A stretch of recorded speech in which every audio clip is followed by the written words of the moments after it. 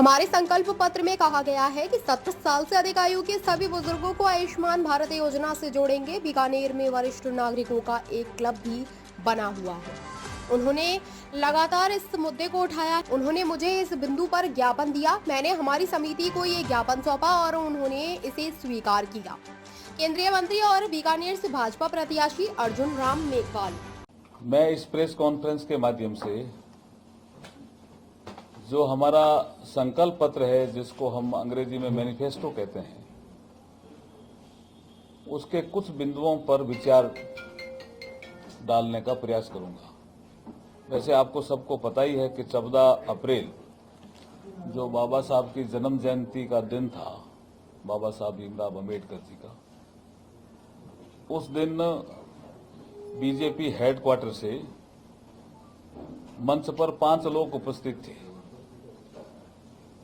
हमारे प्रधानमंत्री नरेंद्र मोदी जी, भारतीय जनता पार्टी के राष्ट्रीय अध्यक्ष जेपी नड्डा जी, हमारे संकल्प पत्र समिति के अध्यक्ष राजनाथ सिंह जी, देश के गृह मंत्री अमित शाह जी और इस घोषणा पत्र समिति की संयोजक और देश की वित्त मंत्री निर्मला सीतारमण जी। इन 5 की उपस्थिति और बाकी सब और लोग भी उपस्थित थे उस सभागार में।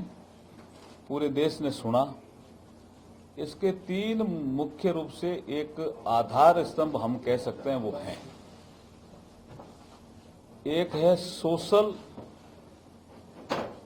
आप इंफ्रास्ट्रक्चर कह दीजिए और सोशल स्तंभ कह दीजिए, ये हमारा एक बड़ा विषय है, सोशल इंफ्रास्ट्रक्चर। इसके कई छोटे छोटे बिंदु हैं, उस पर आप चर्चा कर सकते हैं। जैसे नारी शक्ति वंदन अधिनियम हम लागू करेंगे, ये हमारा सोशल इंफ्रास्ट्रक्चर है। हमारे 70 साल से अधिक जो हमारे सीनियर सिटीजन है, उसको हम आयुष्मान भारत से जोड़ेंगे। आयुष्मान भारत में जो एक सूची थी, उस सूची से हटकर के ये निर्णय है कि, और मैं इसलिए आपको इस निर्णय की आपको विशेष करके जानकारी देना चाहता हूं कि यहाँ बीकानेर में एक सीनियर सिटीजन्स का एक क्लब बना हुआ है, जिसके डॉक्टर एस.एन. हर्ष अध्यक्ष हैं। वो समिति है जो भी है, उन्होंने लगातार इस विषय को उठाया और मैं जब संकल्प पत्र में आया तो वो फिर मुझे उन्होंने बुलाया और कहा ये हमारा ज्ञापन लो और ये ज्ञापन आपको समिति में देना है। मैंने ये ज्ञापन समिति में दिया और मुझे बताते हुए प्रसन्नता है कि इस बिंदु को हमारी संकल्प पत्र समिति ने स्वीकार किया। तो ये मैं समझता हूं कि बीकानेर का बड़ा एजेंडा है, पूरे देश में गया।